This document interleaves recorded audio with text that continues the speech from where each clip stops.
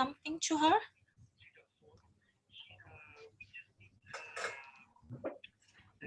Hi, hello everyone. Welcome to the marathon seminar. And today's topic is the comparison between sponsor visa and skill visa with same Okay. Namo. Yeah, so Namo gonna give us a lot of Okay. visa information So I can and how to just apply both type of visa. So let's start, Namo. Yes. Hello everyone. This is Namo from Seoul Edu and Migration. So far we touched many different topics, but today I'm going to explain about specific visas, especially for the skilled visa sector and employer sponsor visa sector. So it's like a bit confused some part, but today I really want you to understand about the specific visa requirement, and then at least you understand how each visa is different. So let's start.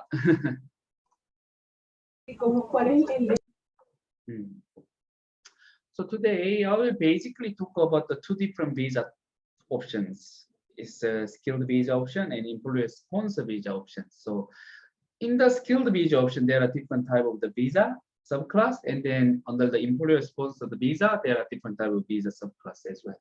So maybe I can touch at least 6 different visas today, but again, so each visa will give you some confusion, but please do not worry about it. But I will explain one by one very slowly, and at the end, you still have any doubt and then confusion, please contact us, then we can provide the answer for you. Yes, or type on the inbox and give us some questions so we can answer you here. Yep. So as you can see in my PPT, there are two different type of the visa options, but it doesn't mean you can only apply those visa options. So for example, if you have any Australian partner, then you can apply for the partner visa, and then you can also apply for the investment visa. So there are many different ways to getting the PR, but as an international student, the commonly, then maybe you will have those two big part of the visa. So the first visa group I call the skilled visa options. Then the second visa group that I called employer sponsored visa options. So I want you to remember about at least the visa subclass. You don't need to remember about the exact visa name, but if you understand visa subclass, it might be help you to simply understand and then avoid the confusion based on each visa sectors. So under the skilled visa group, there are 3 different visa subclasses that you can apply for. So 189, 190 is the permanent visa options, but 491 is a temporary visa options. Under the employer sponsor visa group, you have a 482, 186, 494, and 482 and 494 is a temporary visa, but 186 is the permanent visa options. But again, even though 491, 494, 482 is the temporary visa, but you can still meet a certain requirement during your holding these visas, then you can still move on to the permanent visa option as well. Yep. Yeah, let's talk about the skilled visa option first. So before I touch each individual visa, I can explain you about the common requirements for the skilled visa area, and then you must understand and then clearly know about those common requirements. So as you are preparing the skilled visa options, so you must understand this skilled visa is operating based on the point system. So you must achieve at least 65 migration points, then you can eligible to start the EOI and then get invitation. But this 65 point is the minimum point. It doesn't mean you can get an invitation with the 65 points. So this is a minimum requirement. You can start the process. So 65 point is always not enough to get the invitation, but in certain state, in certain situation, 65 can be enough. as well. Alright. Can you tell us a little bit how do you get the points? Where it come from? I will touch about the point later on, or maybe in different topic next time. But the point is always comes from the age, experience, and your qualification study, and also some specific skills about the NATI, and then professional year, and some regional study, something like that. So because of this point is very important, that's why you better to prepare your study with the exact plan. Yes. Then you can have a higher point than your competitor, I mean your other like friends. So it's very important to understand about the how that you can make a point, and then what is the part of your point. Yes. Also, the age that all the skilled visa require you to have at least 44 means if you turn into the 45, you will lose the chance to apply the visa. Right. So now your age is not important. You should draw your plan, and then at the time of the invitation, you shouldn't be a 45. But most of our clients is still have a long time to prepare those visa, and then age is still okay. And then the skill assessment, we already talked a lot about this skill assessment. We talked about TRA, we talked about the engineers of Australia, we talked about the draft person from the previous, the marathon seminar. But like this, all other occupations have a different requirement and different authority to assess your skill and experience. So without the positive outcome of the skill assessment, you cannot apply and your visa cannot be granted. So this skill assessment is very critical. You have to make sure when you plan your skilled visa application, you must check whether I can have the more than 65 points, and my age can be less than 45, and then I can have the positive skill assessment outcome. Then roughly you are ready to go through the skilled visa. So 189 basically requires these three things, and then maybe further, but you can definitely prepare. But 190 and 491, I will touch those visas very detailedly in the later stage. But 190 and 491 is operating based on point system as well as state nomination. Without state nomination, you cannot apply for the subclass 190 and subclass 491 visa.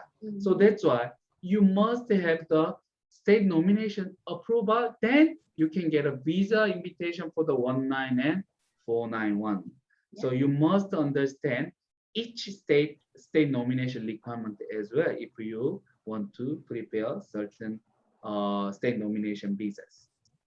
So like this is skilled visa option. There are three different types of the skilled visa basically, but skilled visa has a very important factor of the three. That one is the point system, one is the age, one is the skill assessment. But for the 190 and 491, it is operating based on the state nomination. So you must be aware of the state nomination requirement as well. So let's talk more about the skilled independent visa, 189 visa.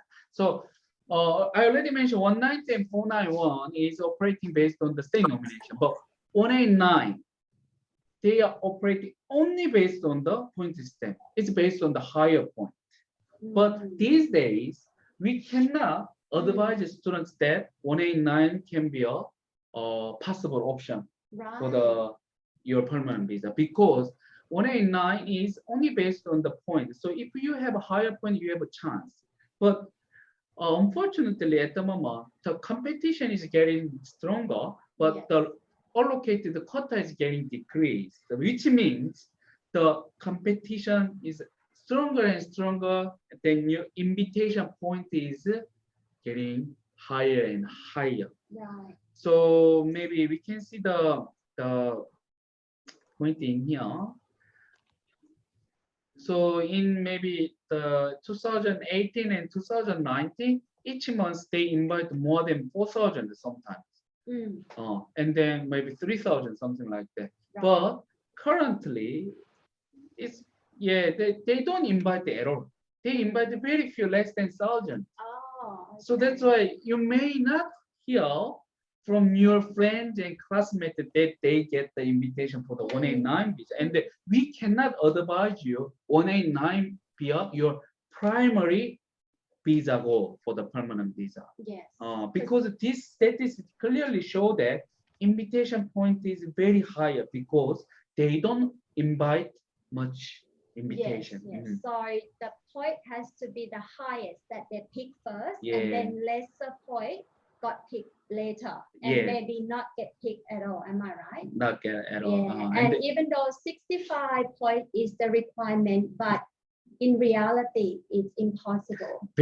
I will never get an invitation with the 65 over the last 3 years, but even the less than 80 point is very hard. At the moment, I have many cases waiting the invitation with 95 even. Wow. Okay. That's also, I cannot say that it depends on the occupation as well. So all the occupations in the MLTSS and medium and long-term occupation list, they all get the invitation at least with the 95 point at the moment. Okay, let's go back to the 189. So 189 again is entirely based on the point system. If you have a higher point than others, you get the invitation, but how much higher? Very important. Yeah. And then this 189 visa is only for the option that you have a positive skill assessment and then nominated occupation under the medium and long-term strategic skills list. We call the MLTSSL. So it's very important. If your occupation is under the short-term or other like regional occupation list, then you are not eligible to apply the 189 skilled independent visa. And again, it is based on the point test. You must aware that current invitation point is really hard. So if you only target to this 189 visa, you may not get an invitation at all, even 2 or 3 years later, because it's very obvious current immigration trend that shows they will reduce the 189 the invitation quota, and then will allocate more invitation for the regional visas. So 189 skilled independent visa, they have two separate like a stage. So once you have all met the requirement from the Department of Home Affairs, so which is I mentioned the age, skill assessment, and point, then you can start 189 EOI. EOI is like express of interest that you register your details on the immigration website, which called the skill select website. Right. Okay. So you express your interest. Oh, I want to apply the 189, and my age is this, and my English point is this, and then I have complete study in Australia. I have this much experience in my nominated occupation, something like that. You have to register all your details onto the immigration database, and then department will pick the EOI and giving the invitation. Right. Okay. Yeah, but again, issuing the invitation is currently very slow and very limited, so you should expect more than 95 points to get the invitation. Or even you have a higher point, then still I'm doubt to get the invitation.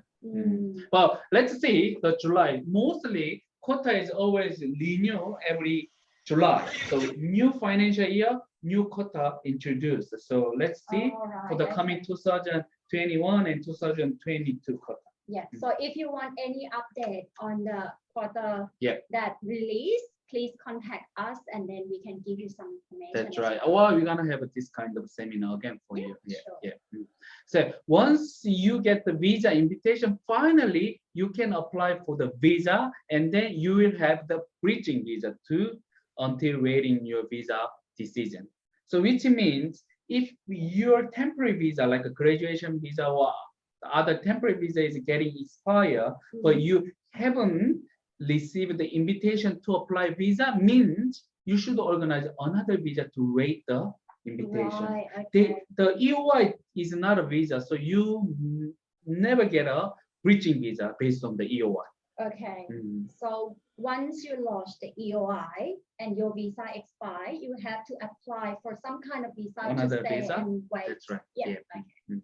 And then this skilled visa, because of this EOI system, if you cannot apply visa directly, which means you must get an invitation to apply visa, then there is a link to apply the visa, then finally you can apply visa.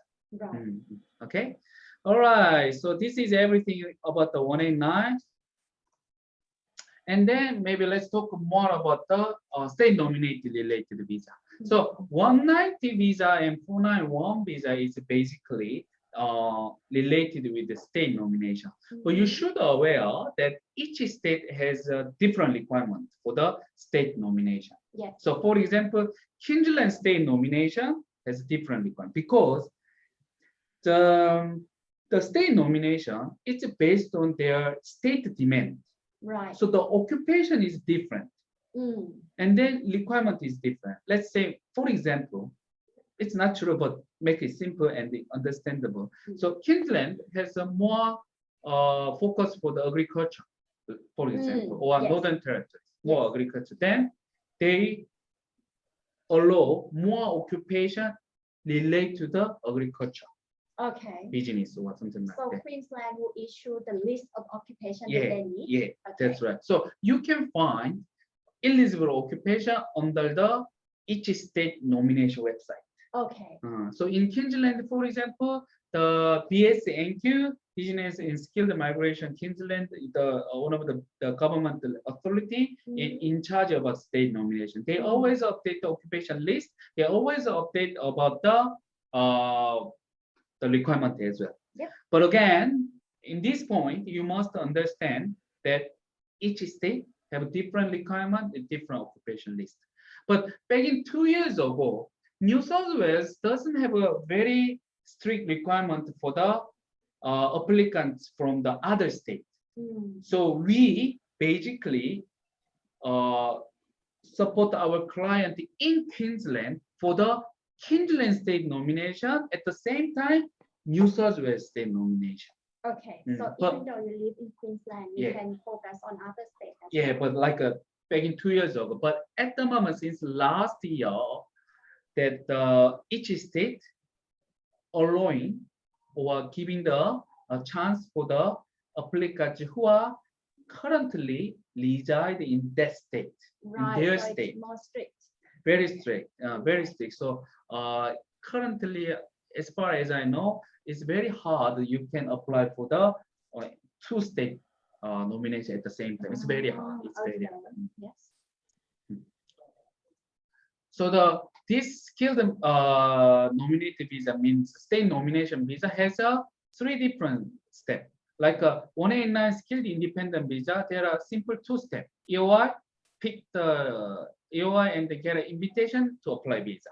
But in these 2 visas, 190 and 491, it is based on the state nomination. So that's why once we done all the requirements, so you must check the DHA requirement. Again, at the very beginning, what I said, for all the skilled visa group, they must meet common requirement, which is age, point, skill assessment. So you must meet those requirements, and then as well as state nomination requirement, then it's a time to start on the EOI. For that state. Yeah, and once you register EOI on the skill selected webpage, then next one is you can start on the state nomination. Right, okay. Some state, they will see your EOI and then they will pick and then ask you to apply state nomination. But some states, they don't pick. You must apply first and they will consider. So each state have a different way to process for state nomination. So you should get the exact information from the professional or from the state nomination website. Okay. Anyway, if your state nomination application is approved, means you will finally get a visa invitation, then you will get the link to apply the visa. Right. So the same as 189, you will not get any bridging visa until you get the visa invitation. Okay. It's very important. And do they have to still compete with the point with this visa? Oh, very important point. like some state obviously prefer the higher point. So some, let's say New South is very clear. They already open their selection criteria. Under their selection criteria, we clearly understand that New South Wales will pick the EOI with higher point. Right. Okay.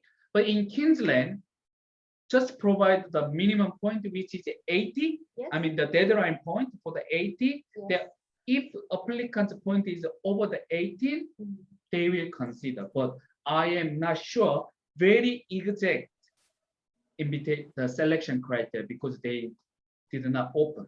But I believe, so that's why even the 95 point, they haven't got an invitation yet, but 80 point, they get an invitation, which cannot happen in New South Wales.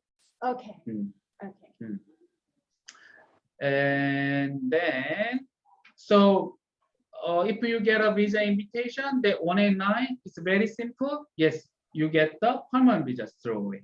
But under the state nomination requirement and then state nomination policy, that you must continue to live in that state which you get a state nomination. After you get one. That's right. Yeah. So once you get a state nomination from the Queensland and apply for the 190 based on the Queensland state nomination approval, then after you get a 190 visa grant, you must reside in the Queensland at least 2 years. 2 years. At least Okay. 2 years.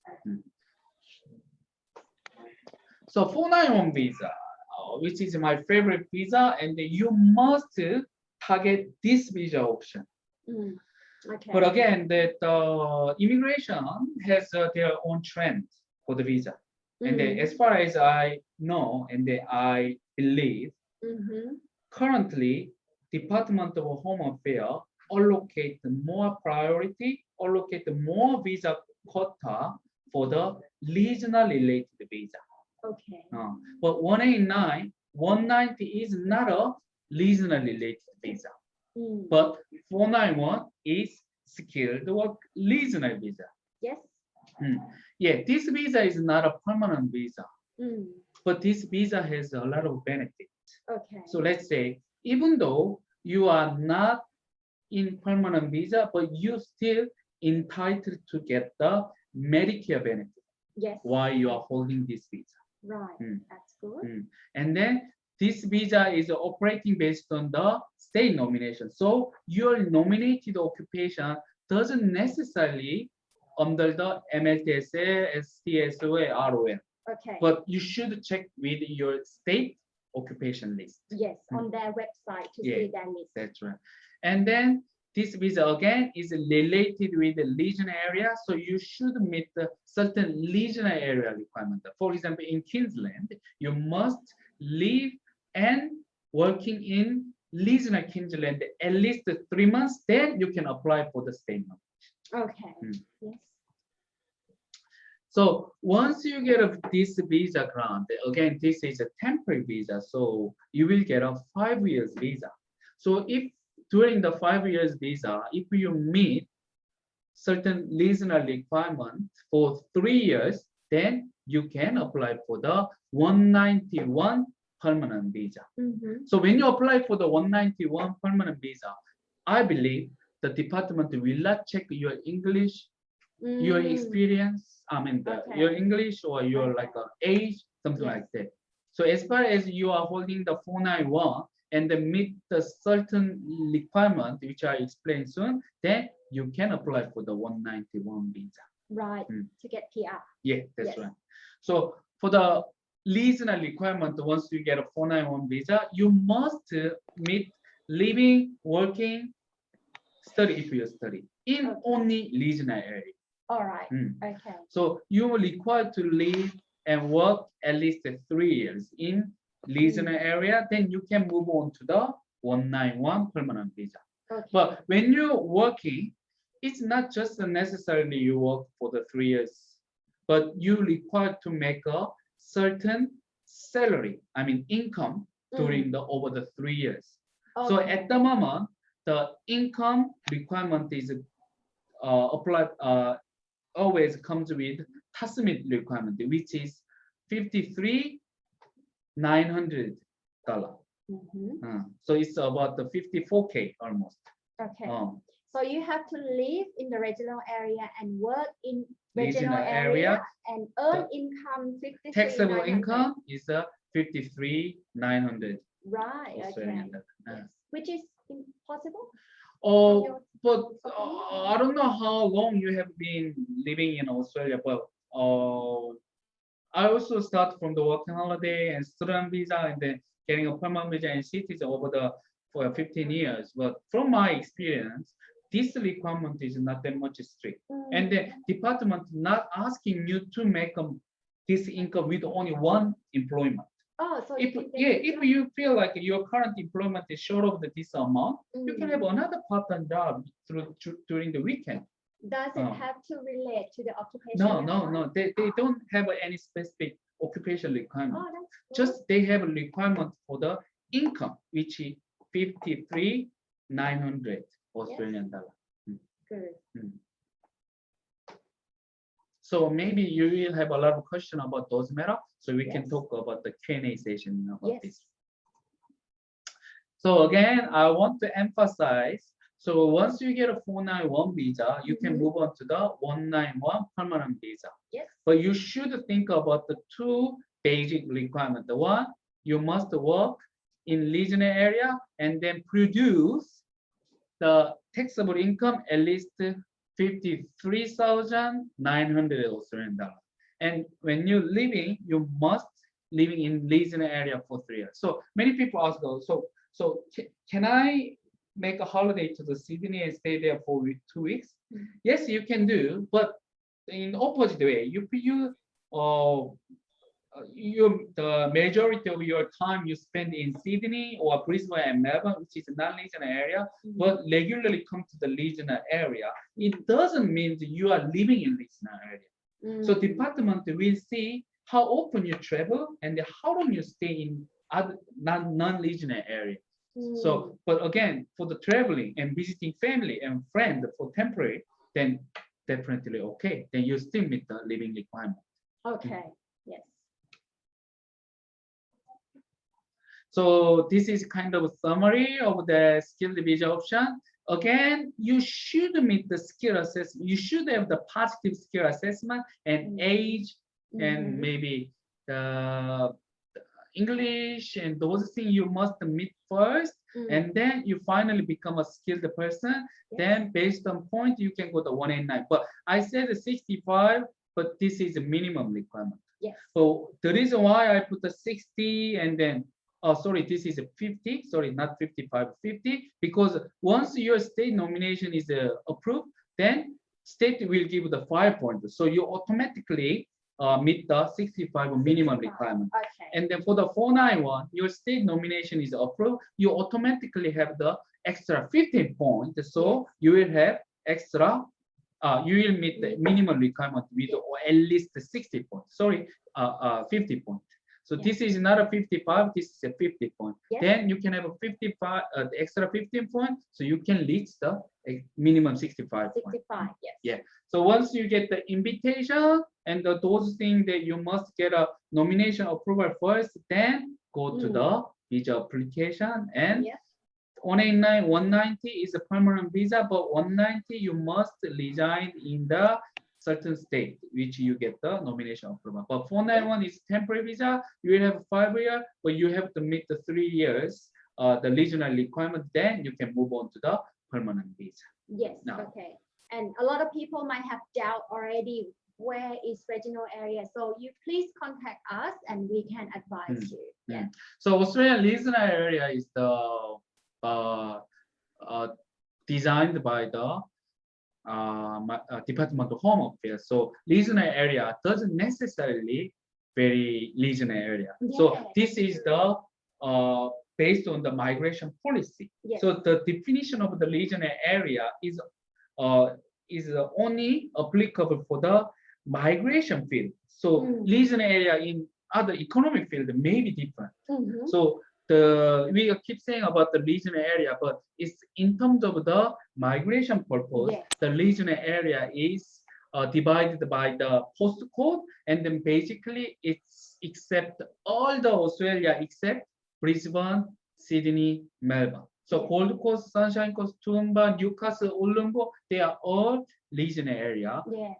based on the migration regional area So definition. they can be big city as Yeah, well, but Adelaide, still Perth. include Yeah, in yeah. the regional area. Yeah. So yeah. Yeah, let's move on to the employer sponsor visa options group. Okay. Yes. So again, there are 3 different visa subclass, which is a 482 temporary skill shortage visa, and a 186 employer nomination scheme visa, and 494 skilled employer sponsored visa. Mm.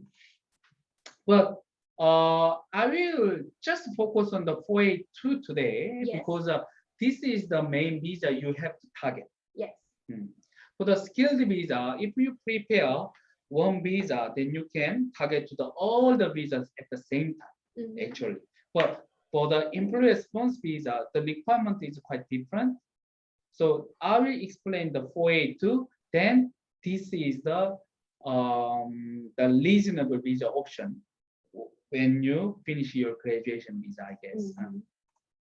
So let's talk about the TSS visa. Its subclass is 482. There are 3 different streams under the TSS visa: short-term stream, medium-term stream, and labor agreement stream. But labor agreement stream is basically have a maybe different way to apply this stream, but most popular way is you using the DAMA, Designated Area Migration Agreement. You using the DAMA and apply the DAMA is not a visa. Many people misunderstand. DAMA is a kind of the agreement, because the regional area having a difficulty to recruit workers in their area with the current migration policy. For example, if you are qualified chef, let's say, if you are qualified chef, are you going to find the employer in Sydney or in Darwin? If you are qualified chef, the migration policy in Sydney and Darwin is the same under the TSS. Yes. Then I'm not gonna go to Darwin. I'm stay in the Sydney, in big city. So that's why all the qualified professional and then workers, they are mainly stay in the big city. So that's why regional area always having a difficulties to find the worker. Yes. So that's why they directly negotiate with the department and they make their own agreement with the department. Yes. So the cook cannot apply for the permanent visa through the TSS visa in big city, but based on the DAMA, cook still can apply for the permanent visa through the TSS visa later. Yes. So this is DAMA. Yes. This is agreement, and then using that agreement that you apply for the TSS visa, that is labor agreement stream. That's it. Okay. Yeah. So today I will mainly focus on these 2 streams first. Okay, short term and medium term. That's right. Let's start with the short-term stream. It's this stream is applicable for the occupation under the short-term occupation list. Okay. For example, cook, restaurant manager, marketing specialist. They are all under the short-term occupation list. So if you got a sponsorship through this the occupation, then you are eligible to apply the short-term stream TSS visa. Yes. But this visa duration is only for 2 years, but you can extend another 2 years. So the maximum visa duration will be maximum 4 years. 4 years. Okay. Maximum 4 years. So because of this short-term reason, the applicants must get the GT assessment. They have to prove that they are applying for this visa based on the work purpose, not a permanent visa purpose. Okay. Yeah. And then IELTS requirement is just overall 5.0. So for the PTE, over 36. And then this TSS visa requires the relevant qualification and also must have 2 years work experience. I will talk a little bit more about 2 years work experience requirements later on. Okay, good, because we have a lot of questions. That's right. And then for the short-term stream, is again, it's not a pathway to the PR. Okay. So if you apply the TSS visa under the short-term stream, means your occupation is short-term occupation list, then you cannot apply for the PR through the TSS visa pathway. Okay, so you are allowed to work short-term. Yeah. Okay. But let's go to the medium-term stream. Then, of course, at the end, I said there is a PR option that under the medium stream, yes, you can move to the permanent visa. And this is the purpose of the medium stream. Okay. And then, but your occupation must be under the medium and long-term strategy occupation list, which is MLDSS. So, for example, chef, carpenter, painter, and motor mechanic, and then nurse, accountant, and engineer, and IT professional. So they are all under the medium and long-term occupation list. Then you can use medium-term stream for the 482 visa application. Yes. Then this visa is 4 years, and then you require to have the IELTS 5.0 each. Each band. Yeah. Okay. And you also require to have the relevant qualification if you don't have enough work experience to replace your qualification. Okay. Also, you also require the 2 years of working experience. We will discuss about this at the next stage. Okay. But again, if your TSS visa is granted under the medium-term stream, you will have a 4 years visa. During this 4-year visa, you continue to work under your employer at the nominated occupation for 3 years. Then it's time to apply the permanent visa. Okay, so this is a PR pathway. Yeah, so you don't need to wait 4 years, but you can move to the permanent visa application once you complete the 4 year. But like a 491, as I mentioned before, the 491 that you have a very simple requirement. Regional living and regional working make at least 53,900K, 900 Australian dollar. But this one is different with the 491 visa. This one, your employer also must get a nomination approval again. Okay. Then you can move to the visa application. So you must get another sponsorship again from your employer. Okay. Yes. So if your employer saying no, I don't want to sponsor you, then even though you complete the 3 year, there's no chance. It's not under your control. For the 491, it's definitely under your control. Yes. But the 482, yes, it you depends on the employer. yeah, as employer. well. Yes. I have a quick question before we move on. In the skill work visa, we talk a lot about skill assessment, right? But in here, the TSS visa, we talk about qualification. So is that mean for this visa, we don't need to pass? I can't say you don't need the skill assessment, but most of the students who complete the course in Australia, they meet the skills requirement based on their Australian qualification. But it depends on the qualification and then like your nationality and things. So if you need a specific information, you should contact me. But again, if you have Australian qualification, basically you meet skill assessment requirement, but it depends on your qualification, where you're from, and your experience, and also your current location, something like that. You should consider many different things that you can advise whether you need one. All right. Okay. Yeah, so we talked about the general information about the TSS visa, and then maybe you understand there are 3 different visa streams, and you now understand how those streams are different. But if you are planning to apply the PR, you should think about your occupation. So let's say if you are working at the restaurant, that chef will give you more opportunity because chef is under the medium and long-term stream. Yes. Yeah.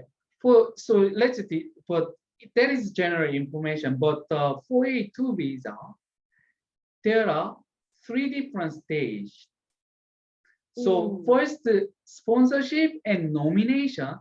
This is not from your side, actually. So by the immigration law, this sponsorship and nomination must be done by the employer. Right. Okay. But for the 3rd stage visa application, this must be done by the visa applicant. Okay. All right. Sorry. I'll just make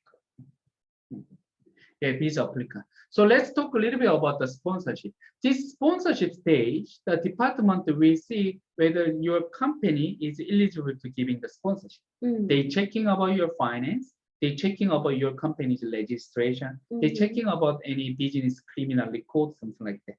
So I can say it's a kind of a simple stage, simple process we can prepare together. And then second stage, nomination is a critical stage, is very important. And then this stage, most of visa the refusal comes from. Okay. So nomination stage, they will see that whether your company and nominated occupation is related, and then the company has a financial capacity to provide the nomination. And then they also see that nominee, I mean, the student has a relevant skill and the qualification to meet the nomination criteria. To assess those kind of the requirements, so there are very important three things that you must remember. But anyway, your employer have to be done by this one, but a lot of employer doesn't know about it. So if you want to explain your employer what kind of thing that employer have to done to provide a sponsorship, you have to remember and explain these three things in nomination stage. Okay. The first thing is a salary requirement. Okay. To be granted for your nomination application, for the salary requirement, you must consider two different factors, and you must meet the two different requirements. The first requirement is your salary must meet TSMIT requirement, which is temporary skilled migration income threshold. So we call the TSMIT. So again, this is 53,900 Australian dollars at the moment, but it can be increased later, but at the moment this one. So it means your contracted salary must be over this one. Yeah, at least this the 53 and 900 Australian dollars. Okay. And it's not an or, and you must meet annual market salary rate. We call the AMSR. So what does it mean is you must not have any disadvantage compared to the Australian worker in your workplace. Make it simple. The Peng is a chef in my restaurant, and then Peng is Australian citizen. I'm also a chef, and then I'm applying for the Tss Visa, and my employer must allocate at least the same salary level of the Peng, because but it depends on the situation, because Peng is more experienced chef, then we cannot compare. Okay. So I'm saying the equivalent worker. Peng and I have the same experience, same qualification, then the employer must provide the equivalent salary level than Australian worker, which means the Peng. So let's say in my restaurant, Peng have the 60K salary. It's more than TSMIT requirements, right? So that's okay. Yes. But if I had 55K, then nomination cannot be granted, because the Peng is equivalent worker in my restaurant, and Peng salary is 60K. Then my salary must be over or at least 60K. Right. Okay. Okay. But for example, Peng is equivalent worker, but Peng's salary is only 50K. Then my employer giving me the salary 50K because Peng is equivalent, and I have to meet the same salary level. Then nomination must be refused because we couldn't meet the TSMIT requirement, which is 53,900 Australian dollars. Yes. So this first and second requirement is we must meet all together. Okay. Yes. And then the other thing that the employer consider is SAF levy. So we call the SAF levy, the Skilling Australia Fund. This is simply kind of the tax levy that the employer have to pay to the government because they are hiring the overseas worker rather than Australian worker. Okay. But this is very important because a lot of employer doesn't want to pay a lot, Yes. Yes. but because of this one, the employer Mm. have to pay certain fee. Yes. In addition to nomination application fee and sponsorship application fee. So let's say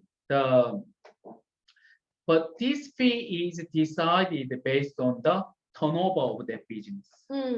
If the business turnover is less than 10 million, then the business owner must pay 1,200 per year. But if the business turnover is more than 10 million, then the business owner must pay 1,800 per year. However, employer must pay entire duration of the visa of the SAP at the time of the nomination application.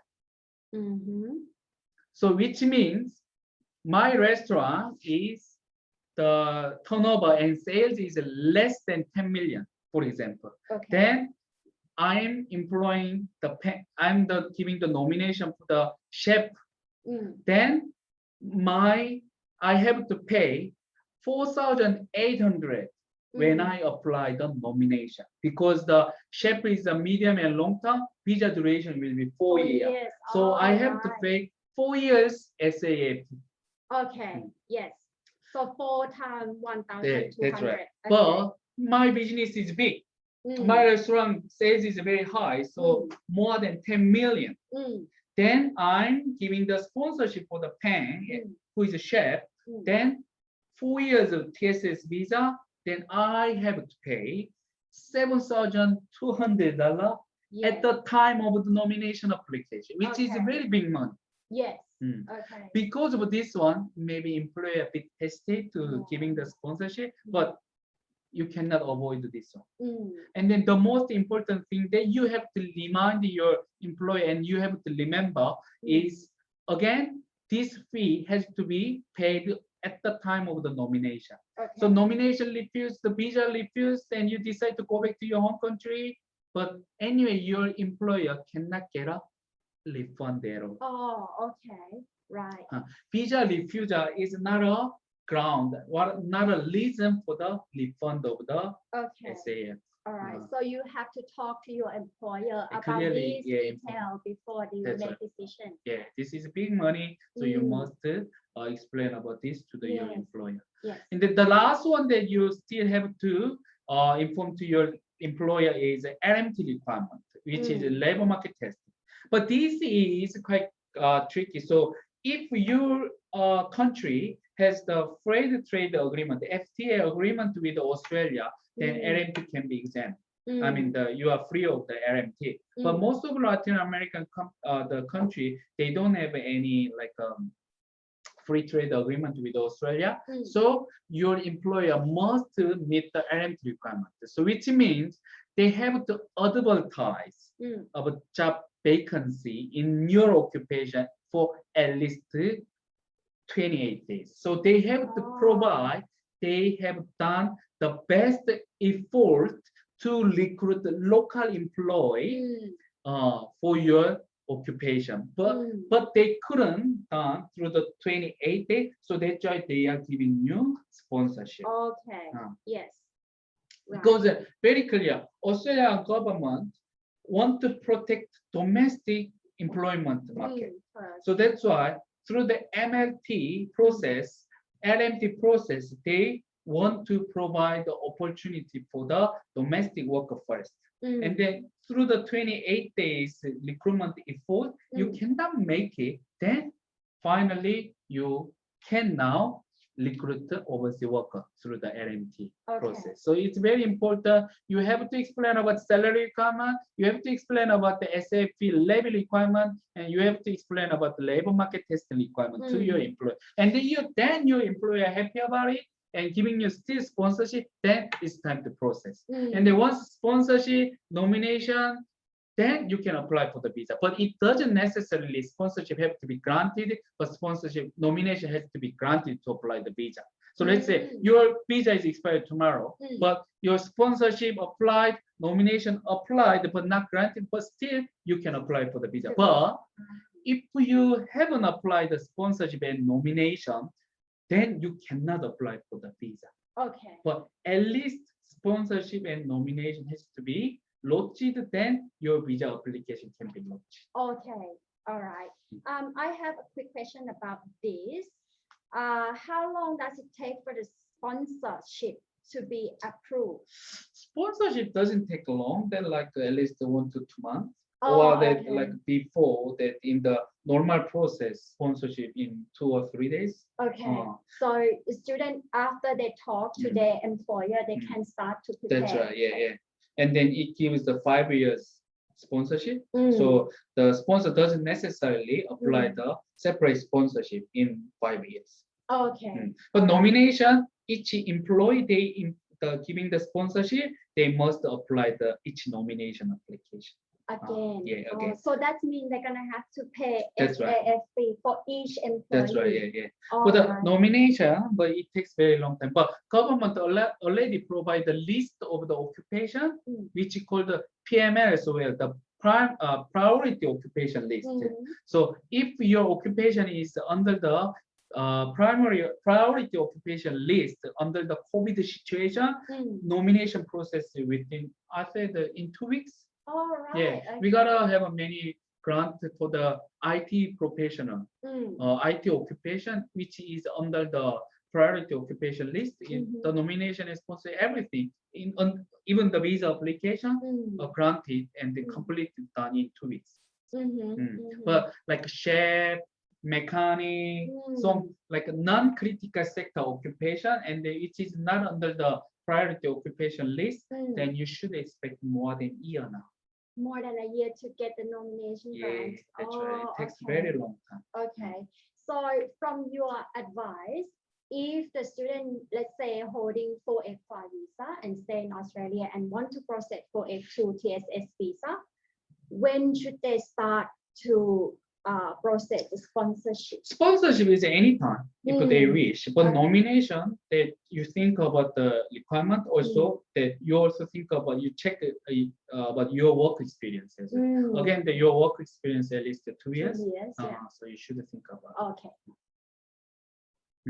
So let's talk a little bit about the work experience. That TSS work experience, the work experience must be completed while working in the nominated occupation. So if you work as a cook, then you cannot count the cook work experience when you apply for the TSS visa for chef.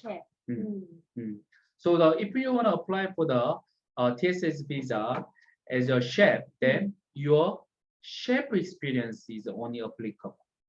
So if you have the experience as a cook or kitchenette, you cannot use that experience to apply the TSS visa. But like the TSS visa, when you counting, it must be full-time base, so 38 hours.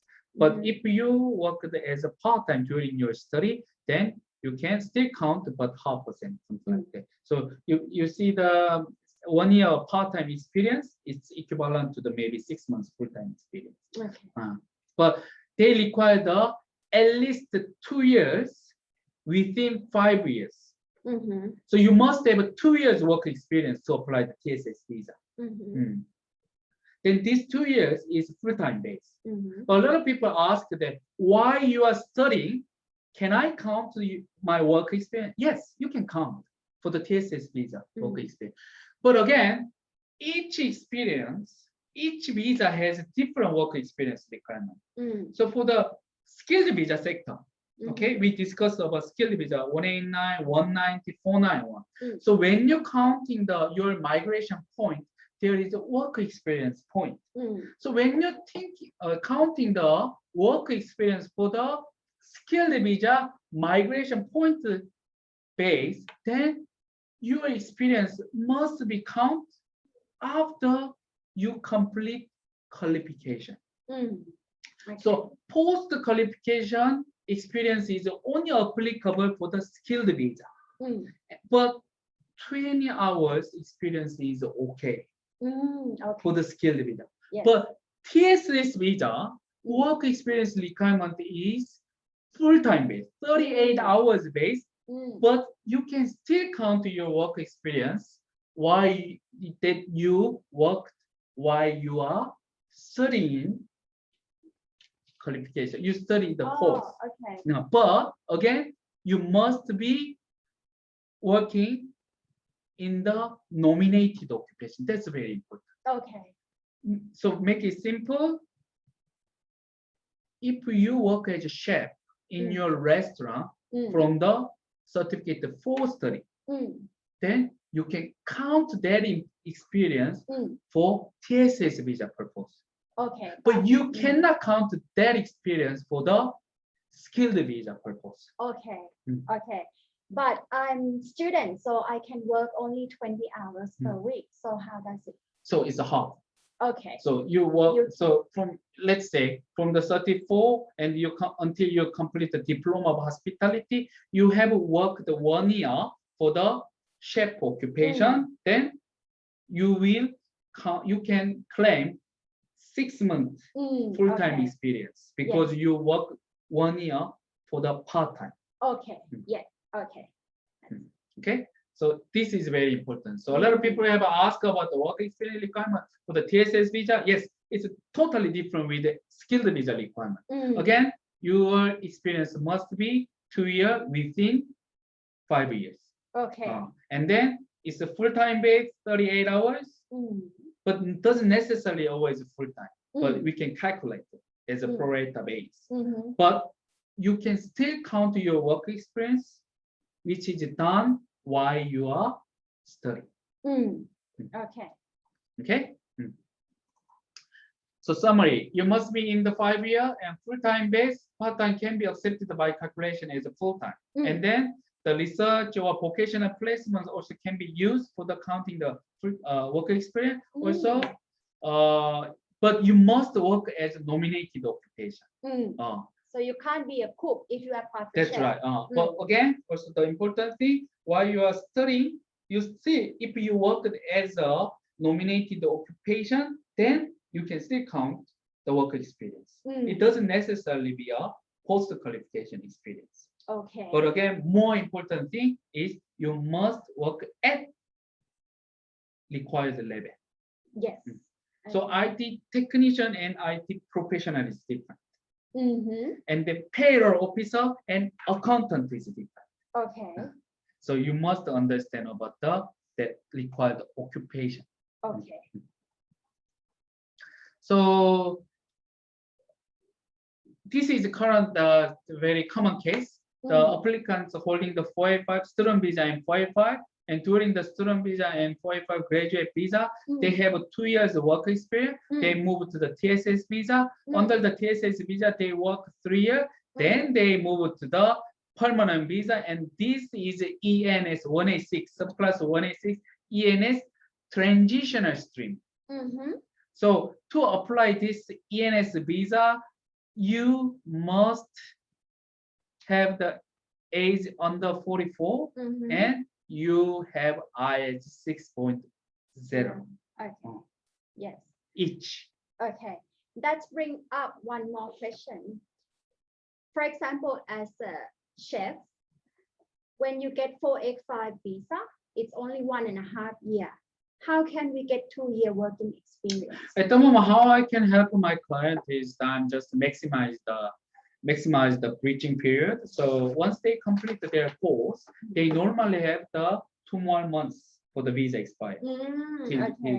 So once they complete the course, they are eligible to work full time.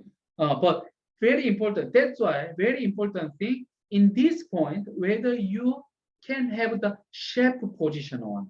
If you are still working as a cook, in this point, you cannot claim the work experience. Okay, this is the important thing. Your work experience must count from you work as nominated occupation. So if at the time of the course completion, if you work as a chef, then you have another 2 months full time, and then the sole migration maximize your bridging visa for the graduation visa. So at the moment, we have at least 5 to 6 months bridging visa. So you have enough time to have the work experience because Mm. your visa 1.5 year will be count from the visa granted. So after your study, you still have 2 more months. And during the bridging visa, you have at least 5 to 6 months. And then during the graduation visa, you have 1.5 years. So most important thing at the time of the completion of a course, that you must be employed as chef. Yes. All right. Then this is the very common process they move Okay. through. Okay. Thank you so much. Yep. And then another employer sponsor visa, I will touch it simply. So previous I said the ENS visa is a TRT stream. So TRT stream is that applicants apply the ENS through the TSS visa. Yes. So, but the ENS direct stream, it doesn't necessarily require you to hold TSS visa. Okay. But they still require full-time 3 years experience. Okay. So in theoretically, if you are in Australia, you don't have a visa to have the 3 years full-time after because 186 is 3 years full-time post-qualification. Again, this is different with the TSS visa work experience. TSS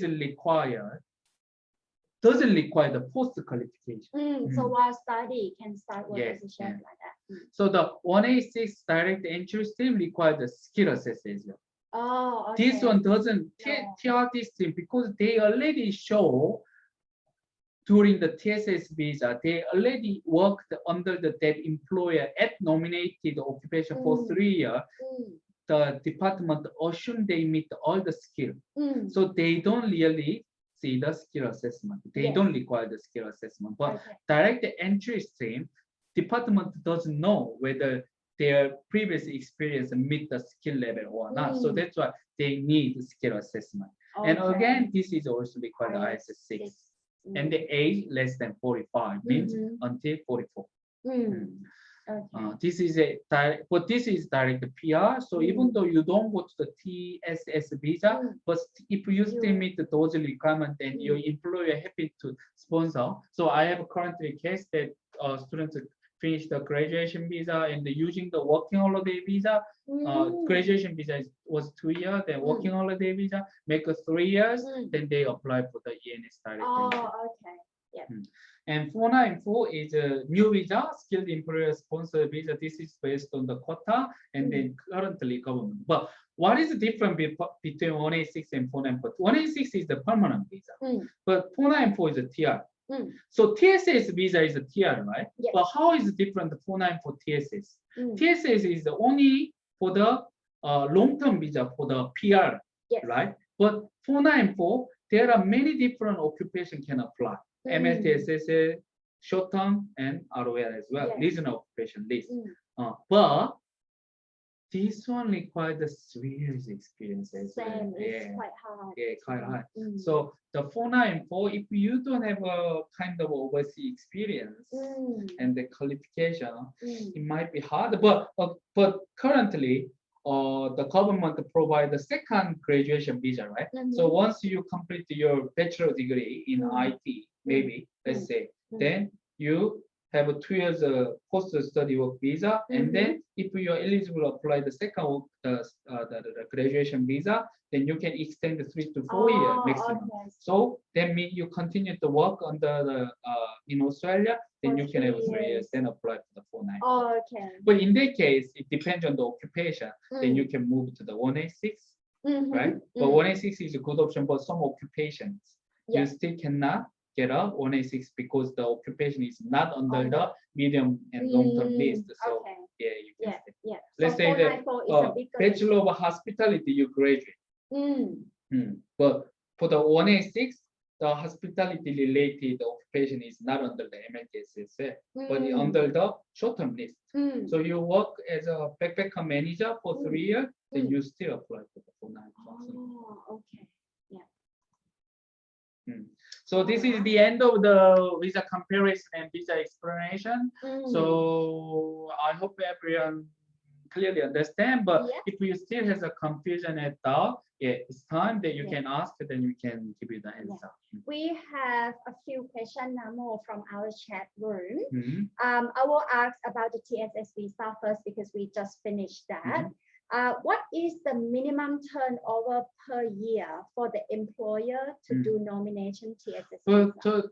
in the legislation, they don't have any specific requirement for the financial, especially for turnover thing. But they will more like to see whether the business has a capability to giving the sponsorship. So let's say if someone has a very many different employee in their business, then their turnover has to be very high.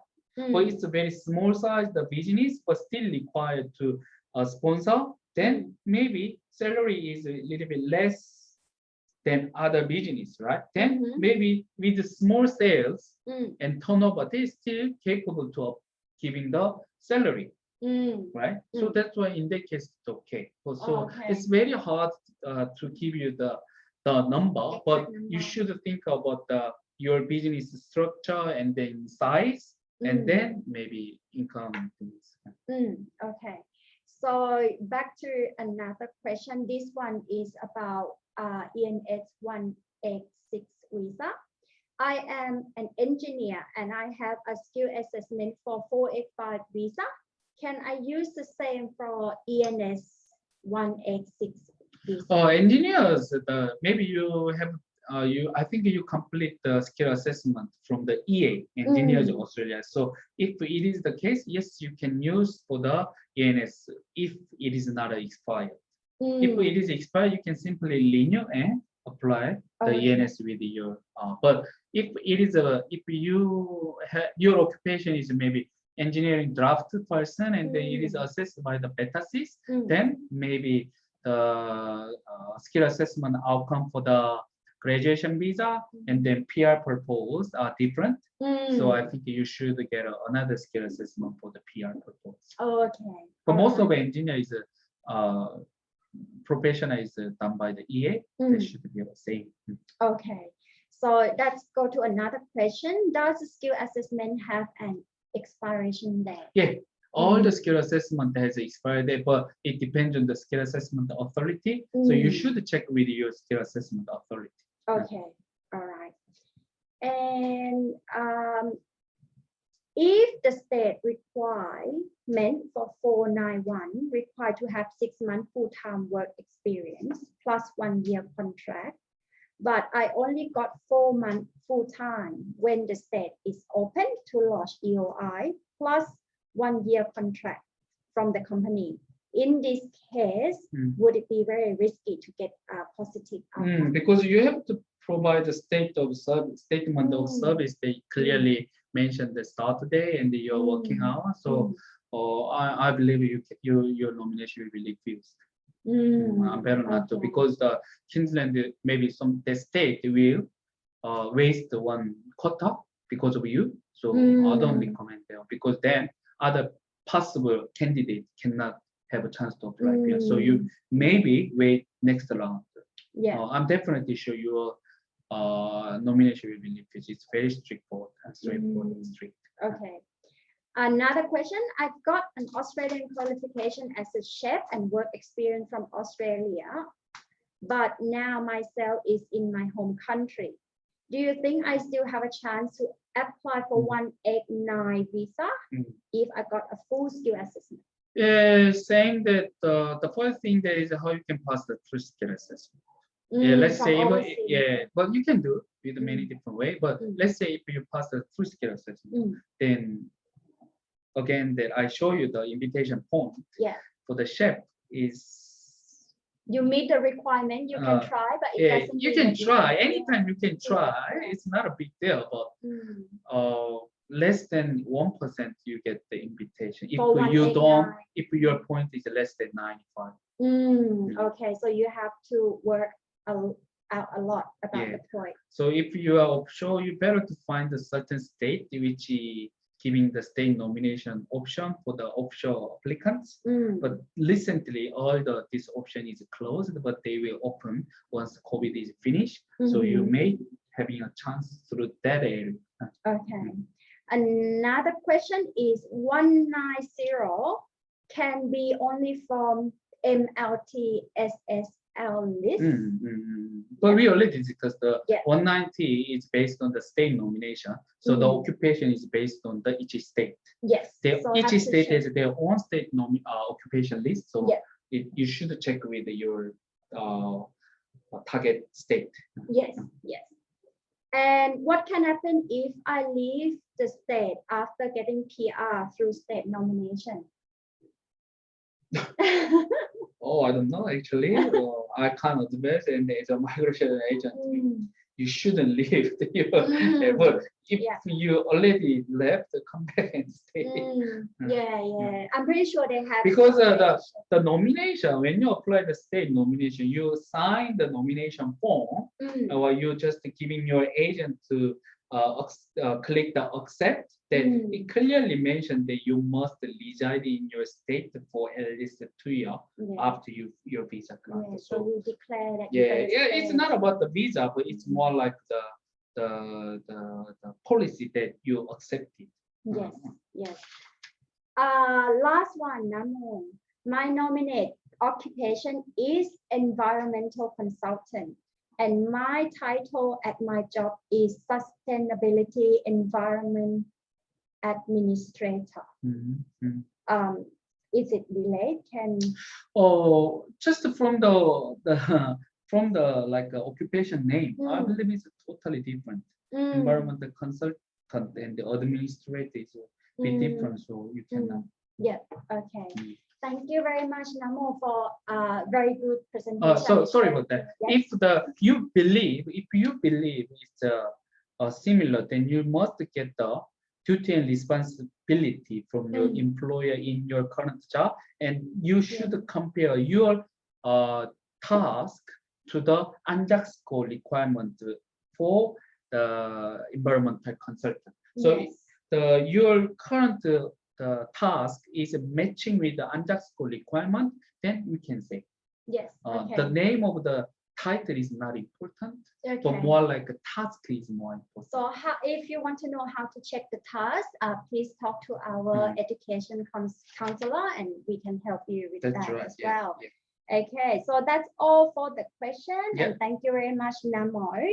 Anyone who register for the seminar, we will send you the record of this meeting, so don't worry that you're gonna miss anything. You can watch it again, and we will post the video on our YouTube channel as well, so please subscribe to YouTube channel So Edu, and you can see the record of this video as well.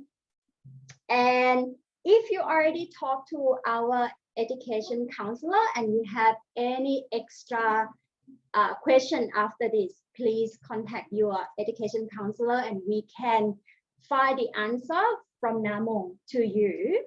If you don't have any education counselor to talk with yet, please still contact us through our website soedu.net and send us your inquiry, and we will respond to you as soon as possible.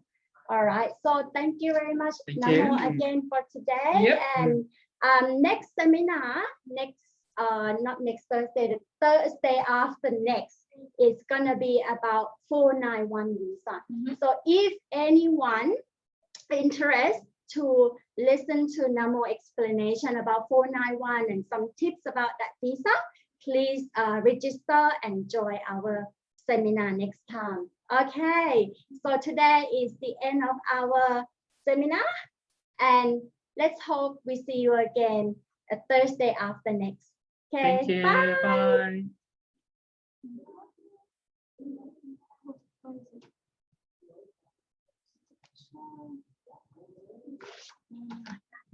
Wow. Thank you.